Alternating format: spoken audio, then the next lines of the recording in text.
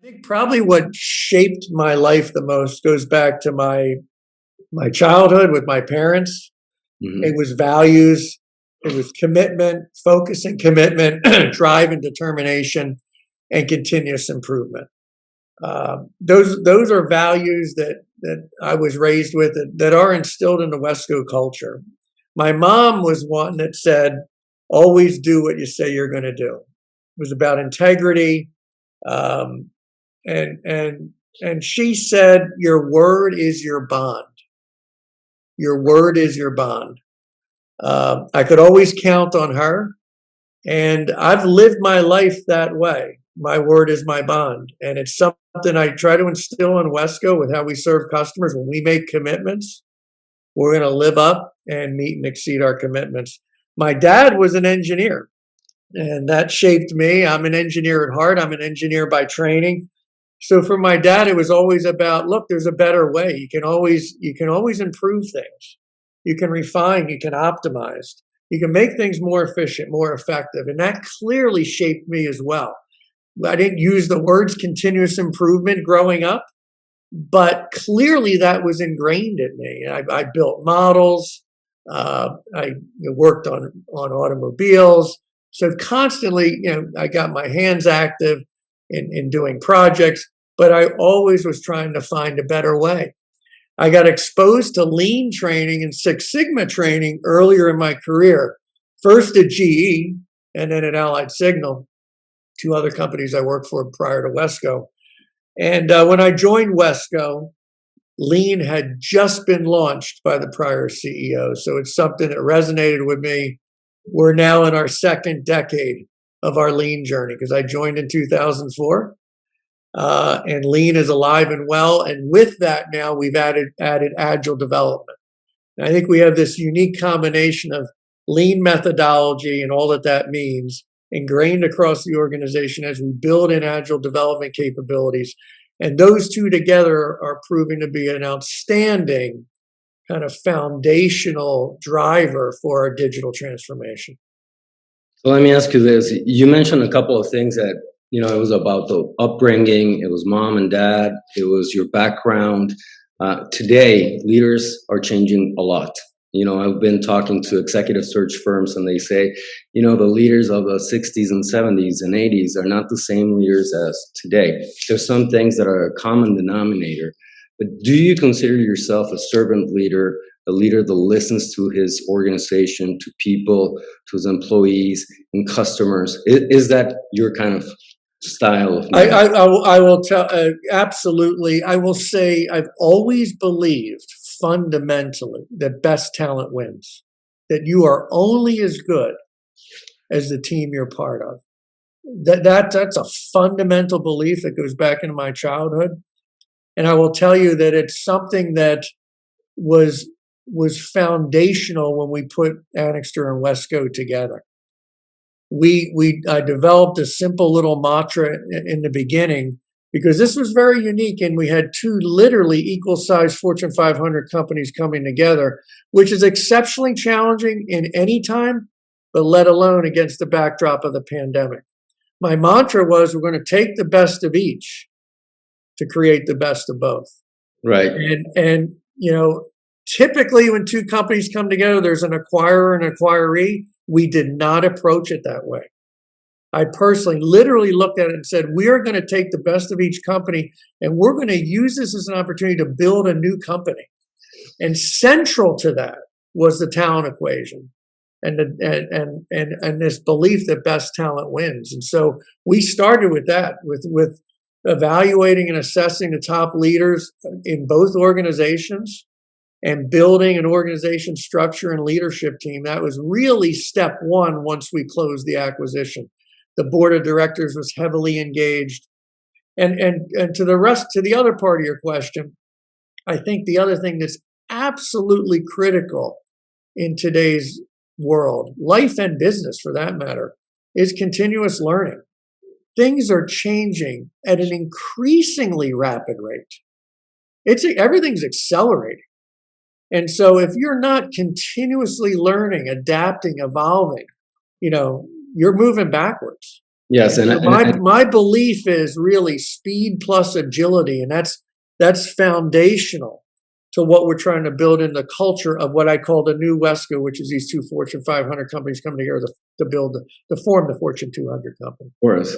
My father was a CEO in the 80s and 90s, Quaker Oats in Mexico, Colgate, Palmolive in Mexico, and different companies. And I see a difference. I see today CEOs and presidents of companies have to and are more engaging with their customers. They're more public. They're more out there. And they want to do that because they want to learn from, like you said, you have to be a life student, right?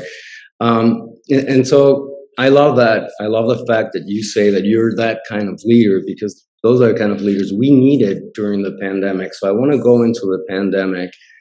Let's go into Annixter and what was the impact of merging with Annixter and the value proposition that you now can give your customers and potential customers worldwide. But that was a little bit about, everyone wants to know about the leadership style and what happened during the pandemic.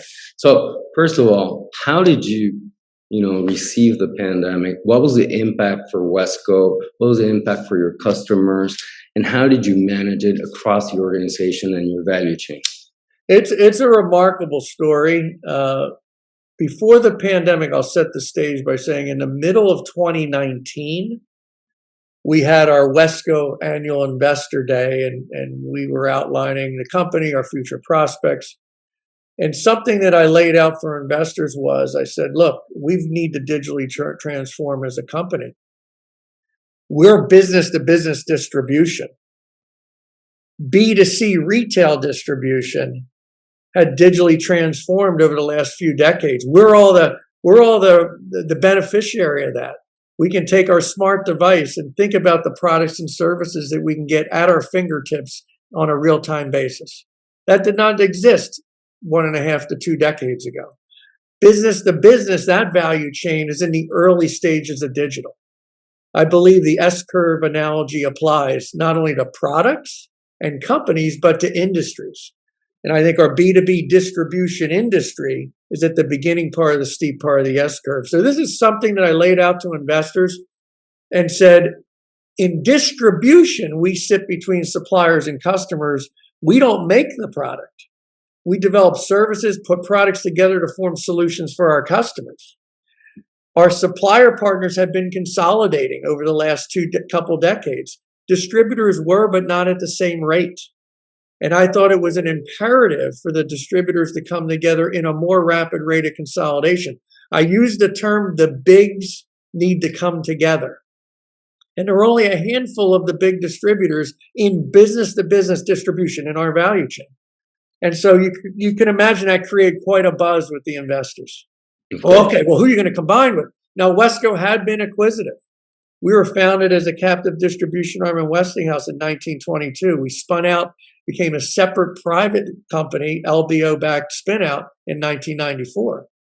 And we've done over 50 acquisitions since 94, but nothing on the size and scale of Annixter. So we foreshadowed that we were going to lead digital transformation in our industry by putting together bigs and using the synergies to help pay for increased investment in digital. That was the thesis.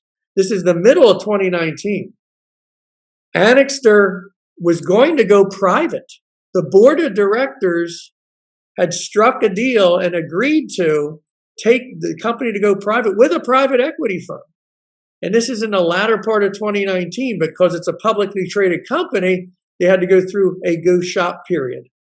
Right. And seek more other competitive bids to make sure the shareholders were getting the maximum value. We got notified within seconds of that news breaking that they were going to go private and were subject to a go shop, and we engaged. And it was a long battle of us versus ultimately the private equity firm. Bid, counterbid, bid, counterbid. The Annixter board ended up agreeing to our deal in January of 2020. Why do I go through this history? That's pre-pandemic. Mm-hmm. Remember, that pandemic had not hit us yet. So we got the Annixter board agreed to our deal, subject to closing and due diligence, and we proceeded down that path. Well, our stock was trading about $60 when we struck the deal. All of a sudden, come March, what happens? February, late February, early March, pandemic hits. Yep. The markets, public markets were roiled. Our stock dropped to the teens. Like Literally. And course. we were going to use equity to help finance this transaction. These were two equal-sized Fortune 500 companies, both a little over $8 billion in sales, literally doubling when we combine them.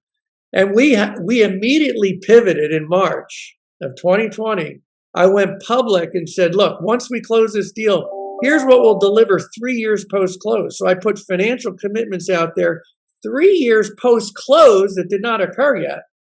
And I said, we're not going to use equity. We're going to use all debt to finance this. Extremely aggressive move. You can imagine some shareholders were thrilled, others challenged that because they said, look, it's the pandemic. We don't know what's going to happen, and you're leveraging up. Now you're going to leverage up even more. Well, we end up closing the deal in June of 2020. So we announced it in January, closed it in June. Two publicly traded Fortune 500 companies required regulatory approvals in numerous countries. Annixter was in 53 countries around the world. Mm-hmm. WESCO was only in about 25.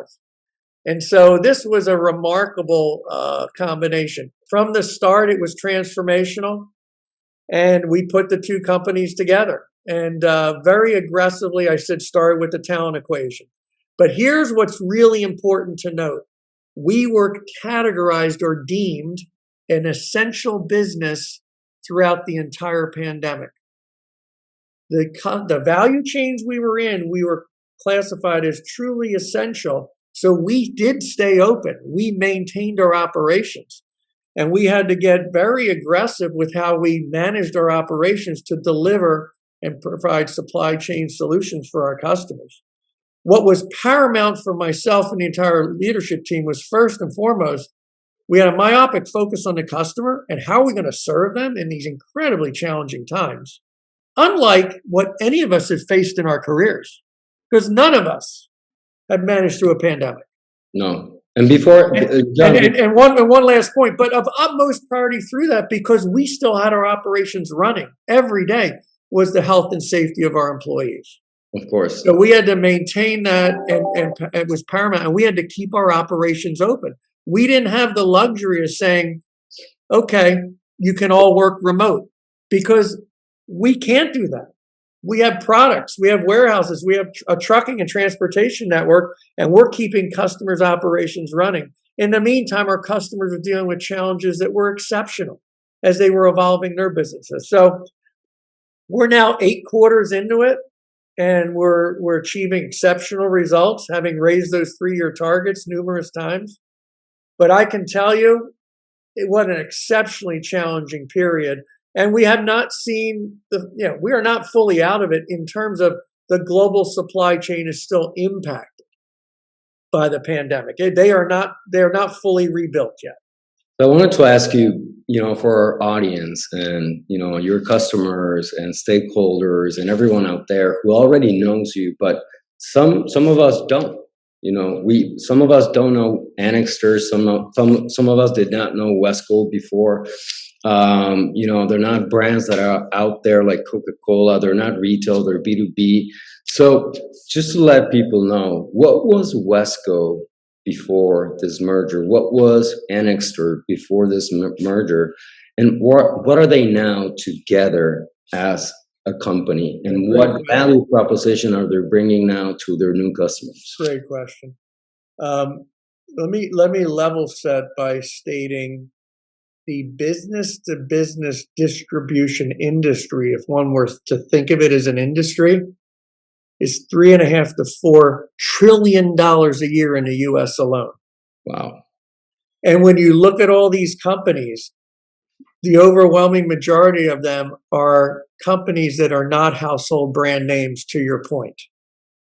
Those companies that you cited are more consumer brands, or they're tech companies that are also providing consumer products.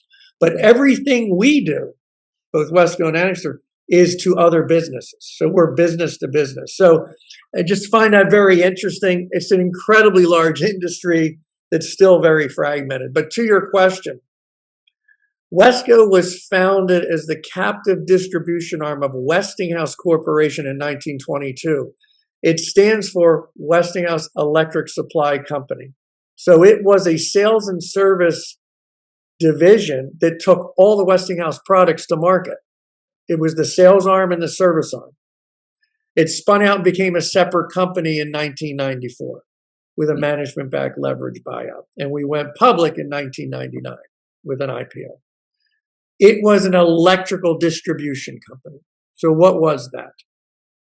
Everything that powers the facility was called electrical switchgear, all the cabling, the controls, motor control centers, drives. It's the electrical backbone or infrastructure of any structure or facility, whether it be an oil platform, a commercial building, a stadium, automotive manufacturer in Detroit. The electricity comes into the building, all the equipment that distributes to all the equipment and keeps the facility running. We distribute all that. We help design it, develop it with our supplier partners and distribute it. That includes the lighting solutions, which used to be analog. It's all now LED. So WESCO's deep roots were electrical. Annixter's deep roots, it was a wire and cable company.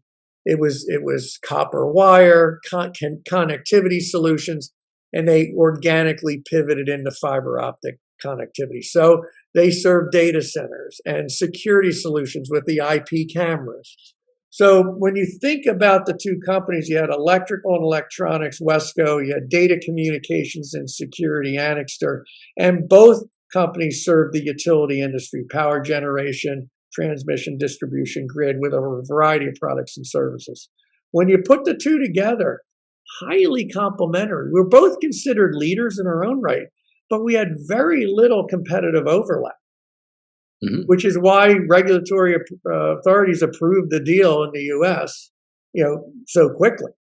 And so it was highly complementary portfolio. And many of the customers WESCO served, we could easily bring the Annixter products and solutions to bear to those customers and vice versa, because we didn't really overlap that much. It's surprising. Again, think about the whole industry being $3.5 to $4 trillion a year. And both of us served a large percentage of Fortune 1000 companies directly. So it was really a match made in heaven in terms of the portfolio combination. It really was 1 + 1 = 3, because you took WESCO, you took Annixter, but you could use each respective customer base that was existing and literally just pull the other product, services, supplier relationships through to that. And that's what we've really focused on with our cross-selling initiative. We outlined back in March of 2020, before the deal was closed, that we would do 1 point of sales growth combined as sales synergies, which is around 160, 170 million. Our target today is 1.2 billion.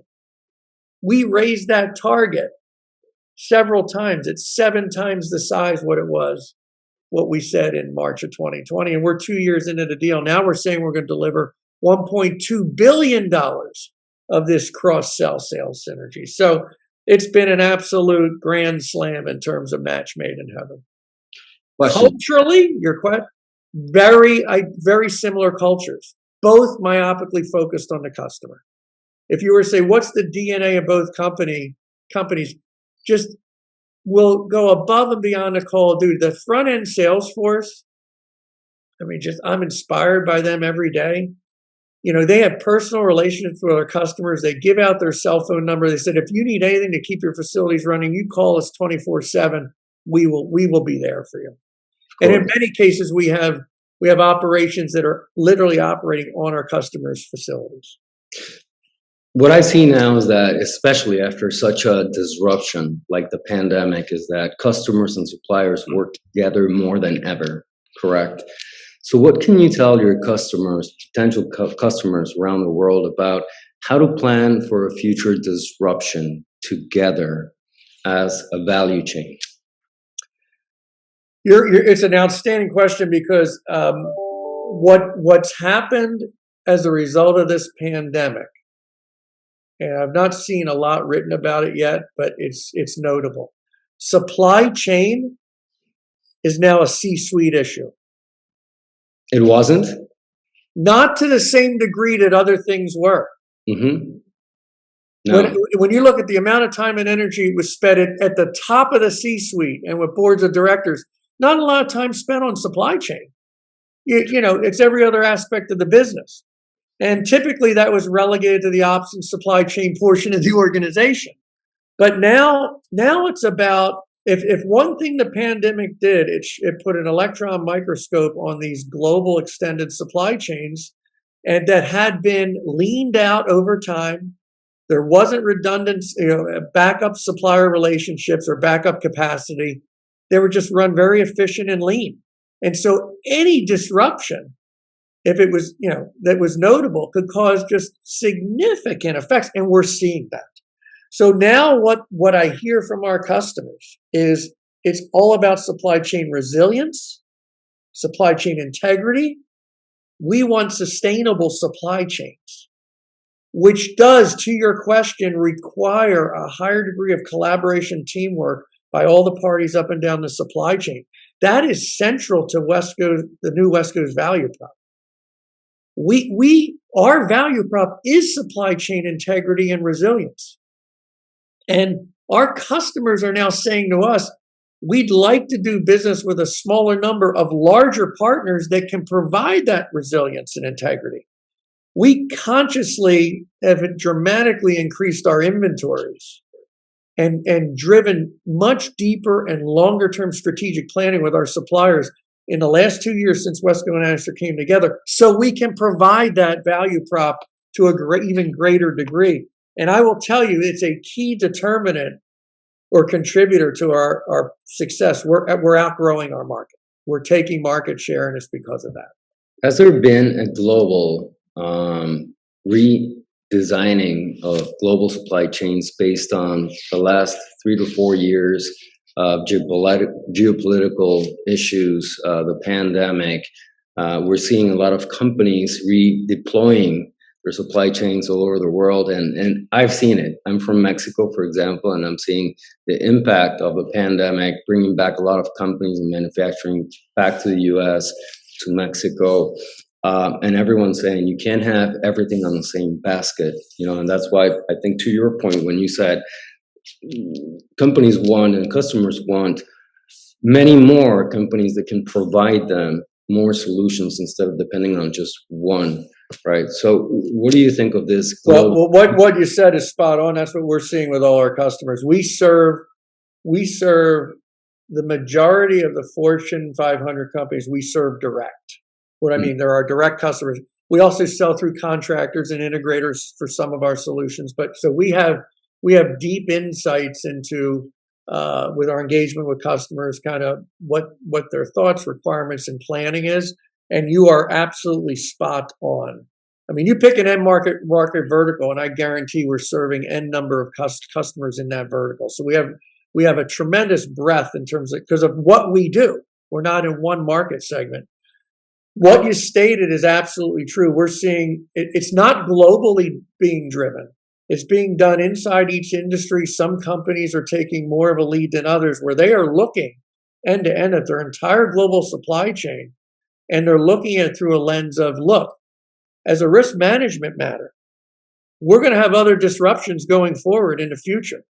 How do we ensure, more reliable, sustainable supply? And one dimension that they're working is geographic position. So we are seeing a reshoring or an increased set of capital investments in North America for companies whose end customers and markets are in North America. Because what you state is spot on. You look at the last 3 decades, and in general, manufacturing and supply chains have been moving offshore from North America. For sure. This is not an overstatement. This pandemic has created some permanent changes with how the globe is being viewed. And there is some fundamental shifting occurring, more so in some markets than others, but back to reshoring to North America to ensure shorter cycle times. And it's really a risk management matter, right? More integrity in the supply chain. Sure. So, John, so whether it's Mexico, Central and Latin America, plus Canada, plus the U.S.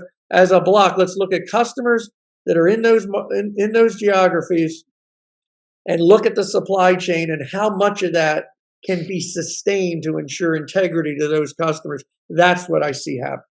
me too.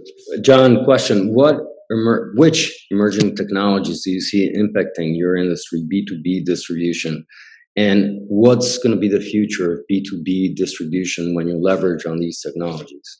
So we outlined six secular trends, some of which were in place pre-pandemic, some of which were not, which I'll touch on.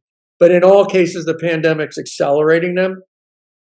The first part of your question, the first four of the six fall into that category. One is an overall electrification. So you see everything.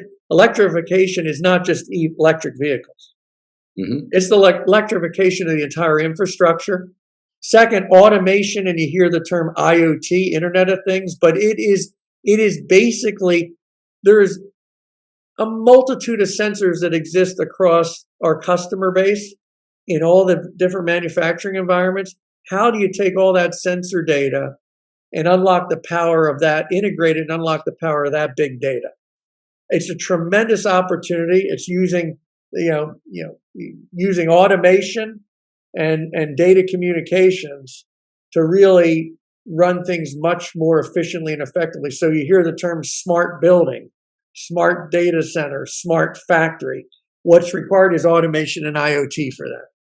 Third, green energy and grid modernization. In the US in particular, the utility distribution, the D of T&D, transmission, you got power generation, transmission, distribution, the grid. The grid is what distributes electricity to every house and every commercial property, every industrial power plant. And so that grid is a several decades old design, and it needs substantial upgrading. And now with the increasing momentum around green energy investments and all the other, I'll call it accelerating ESG requirements, the utilities are in the center of the circle in terms of enabling this transition to more sustainable energy. They absolutely are.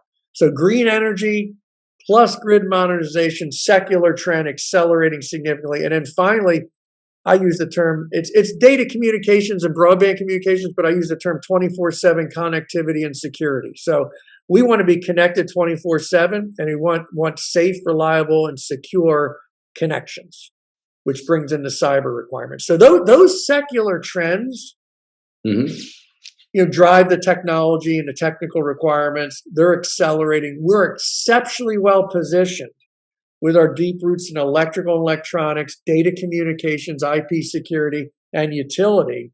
That's our three business units. We call it EES, Electrical and Electronic Solutions, CSS, Communications and Security Solutions, and UBS, Utility and Broadband Solutions. Those are our three global business units. Each of them are over $5 billion a year in sales. They're Fortune 500 companies in their own right, each three. They are lined up perfectly with these secular trends. The other two secular trends are what we just talked about: supply chain consolidation and relocation back to North America. And then the overall one, number 6, it's an umbrella, is digitalization. So I think just see everything digitizing. So I would tell you that's the drivers. The future of B2B distribution, yes, is all driven by digital. What you've seen in B2C retail, you're going to see in B2B. But B2B is different in that the products and services that we deliver have to work in the context of our customers' systems and applications, and not just for a year or two. When we're done with our smart device, what do? We trade it in and upgrade it for the next one.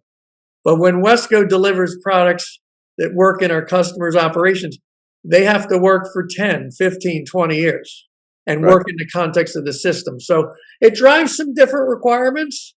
A lot of what we do, we engineer the solution for the customer's application. But with all that said, B2B is in the beginning part of the steep part of the S curve of digital. as I mentioned earlier. So the future is digital. It will be a much more digitally connected value chain with digital products and services, which is what we've seen as consumers in B2C. Speaking of digitalization, what's going to be the progression? And when you talk about electrification, what's going to be the progression, in your opinion, of going from energy and fossil fuels to a more like electric cars? What's going to be the progression in the next 10 to 15 years? I will say this, that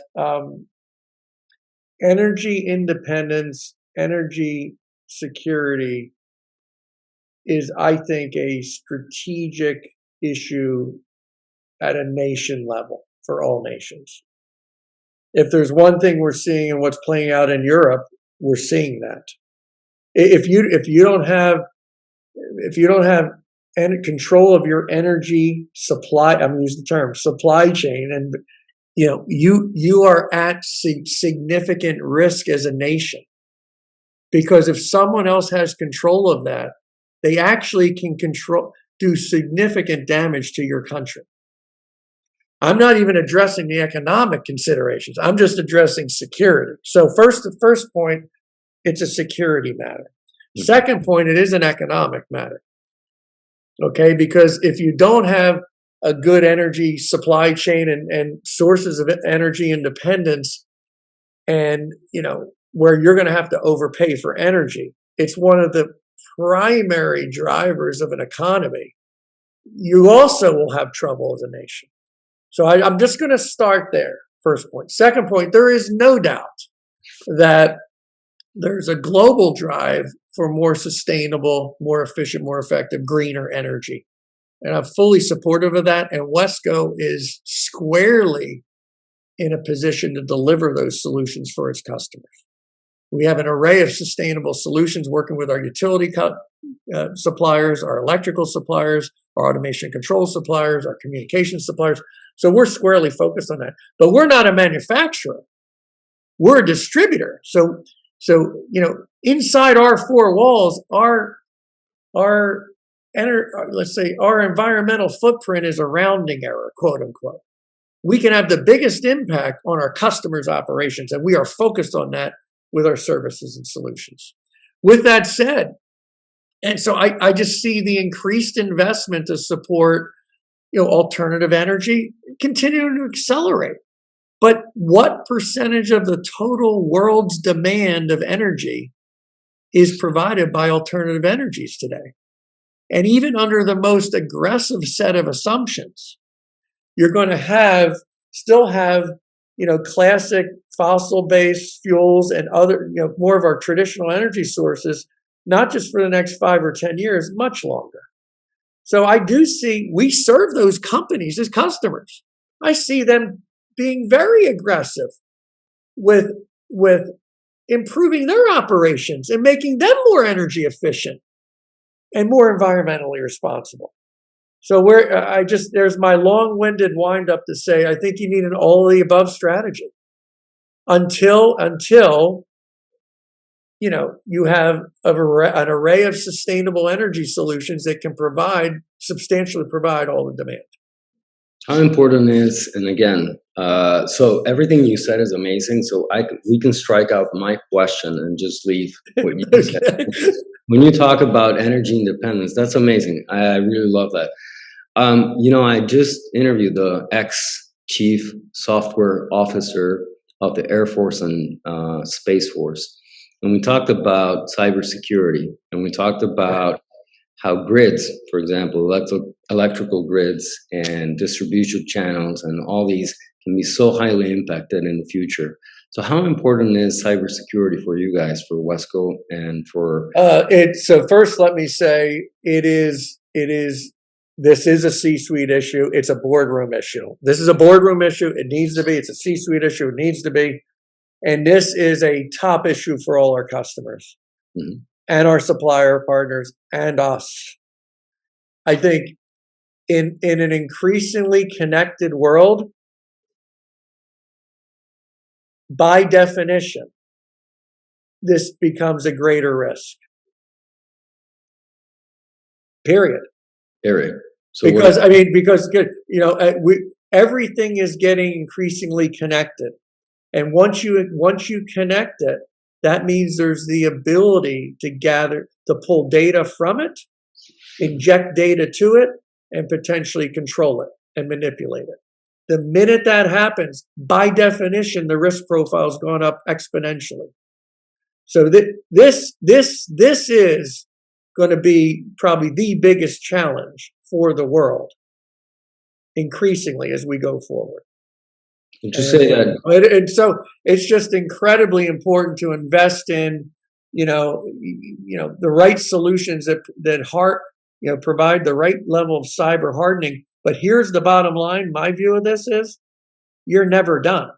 It's a never-ending race, because it's the ability to attack a network and compromise it. That threat actors are constantly evolving. And so you have to constantly be evolving your defenses. This is forevermore, for our lifetime, our kids, our grandkids, and so on. And as you begin to inject AI in the equation, it even gets more sophisticated. It just that gives the threat actors even greater capability, which says your defenses you have to be that much more sophisticated. So this is an exceptionally tough problem, and we all have to work together on solutions for this.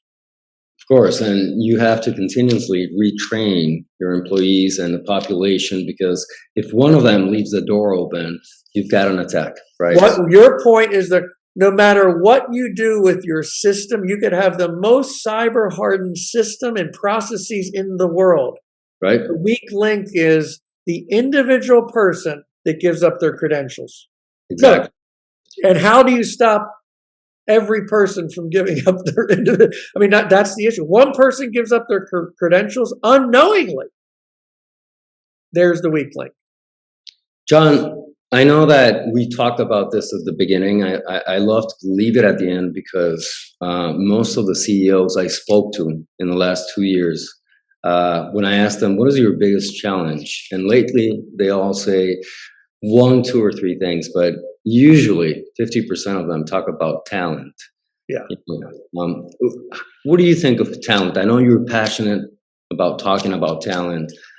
Do we have a talent gap? Do we need to retrain and upskill, our populations and our employees? What's happening in the talent aspect? It's the biggest challenge facing business by far, and I'm surprised. It's good to hear over 50%. I'm surprised he didn't say 85%, because honestly, I think it is the biggest challenge. You have an aging demographic. You have multiple generations in the workforce simultaneously. But everything we've just talked about for the last 45 minutes were about what?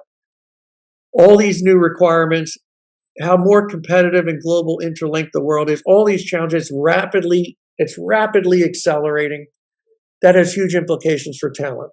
Digital by itself has huge implications for talent. So, and this is where, your existing talent base, you've got to do everything you can with them to promote a continuous learning environment and give and invest in tools and capabilities and provide all those opportunities and set the expectation on the culture that you've got to be continuously learning and evolving your skill set.